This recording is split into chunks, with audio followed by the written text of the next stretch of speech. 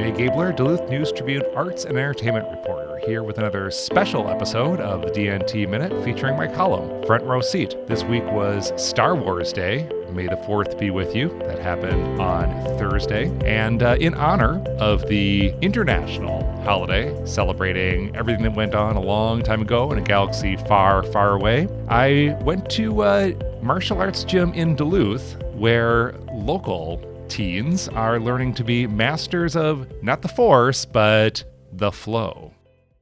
When people in northern Minnesota talk about the flow, it usually has something to do with hockey. Not at Seven Dragons Martial Arts, where sticks are down and swords are up. The flow was strong on the evening of Wednesday, April 19th, as two young warriors put their plasma blade skills to the ultimate test. CJ Luke and DJ Taylor, both in their late teens, entered the downtown studio as students and left as certified masters of the sci-fi battle arena. As the warriors prepared to face off, instructor Scott Frankovich asked, "You guys got this?" Hearing only a mumbled affirmation, the retired U.S. Navy diver raised his voice. "Where's the enthusiasm?"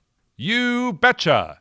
cried the would-be flow masters. Friends and family members watched throughout the evening in respectful silence as Taylor and Luke solved puzzles, demonstrated their laser pistol abilities, and dueled with blades. Between themselves, the combatants were less silent and less respectful.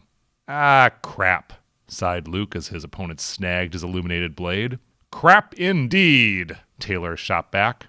Entertainment is part of the program at the studio's sci-fi battle class, which adapts traditional Haidong Gumdo sword techniques for use a long time ago in a galaxy far, far away. "I came up with a premise," said Frankovich, studio co-owner and head instructor of the Plasma Blade program. "We're not from space, we're from planet Earth. We're protecting our hometown." "From what?" "Superior," said Frankovich, then clarified. "Just making fun."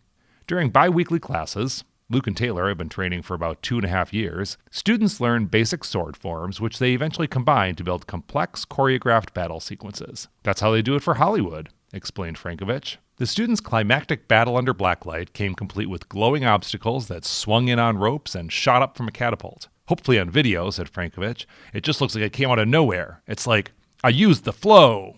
The classes are inspired by science fiction movies in general, and one famous franchise in particular, but Frankovich, also known as Keeper Warrior Franco, invented his own mythology. The paths of Keeper Warrior and Callus's Overlord are similar to certain paths that may be familiar from Hollywood, said instructor Nick Kuvas, but also very different and distinct. Kuvas walks the path of Callus's Overlord, which means, he explained, that I'm bad.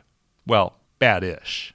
Seven Dragons opened in 2020. The studio also has a Taekwondo program run by co-owner Keith Hagen. According to Frankovich, the space had previously been empty for over 2 decades, last serving as a J.C. Penney call center. Located at 223 West Michigan Street, facing the Duluth Transportation Center, the street-level space could be challenging for retail, but serves nicely as a training gym. "You don't know what you're doing until you do it," said Taylor, "and every time you come back, each time will be more exciting than the last." "My favorite part of the training was when me and my fellow master DJ would just first understand the form, and we could go through it quickly," said Luke. "That was, at least for me, the best feeling in the world." "It brings some people who are kind of introverted a bit out," said Kuvas, "and then people who are already extroverted get into it a bit more. That's really fun, and that's what we like to see. We encourage the theatrics of it." Luke and Taylor, who will continue learning as well as teaching newer students, are the most advanced participants in the program and the first to reach the rank of master. "Students have been as young as 10 or 12, said Kuvas. Even though the plastic swords aren't actual plasma blades, sorry if that's a spoiler,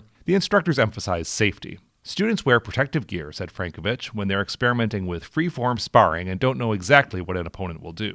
Participants' shirts make tongue-in-cheek allusions to an occurrence that's alarmingly common in the Skywalker saga. "Missing hands? 0.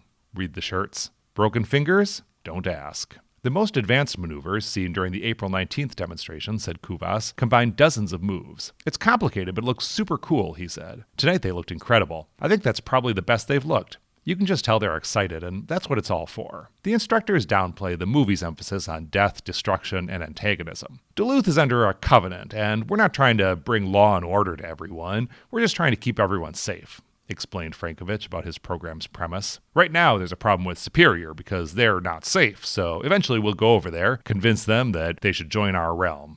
It's not really a conquer-ish thing."